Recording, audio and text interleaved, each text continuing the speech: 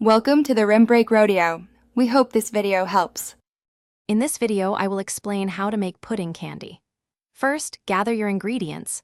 4-ounce box of instant pudding mix, 2 cups of powdered sugar, 1/4 cup of softened butter, 2 tablespoons of milk, and 1 teaspoon of vanilla extract. Having everything ready makes the process smooth and enjoyable. This simple recipe creates delicious, no-bake treats perfect for any occasion. Now let's get mixing.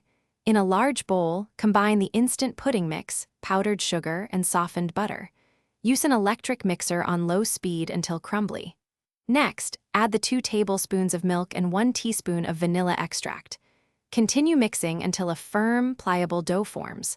Once combined, roll the mixture into small, 1-inch balls. After forming your candy balls, it's time for the delicious coating. You can melt chocolate chips for a rich shell or roll them in extra powdered sugar for a simpler finish. Carefully dip each ball, ensuring it's fully covered. Place the coated candies on a sheet of parchment paper. Then, refrigerate them for at least 30 minutes to set properly.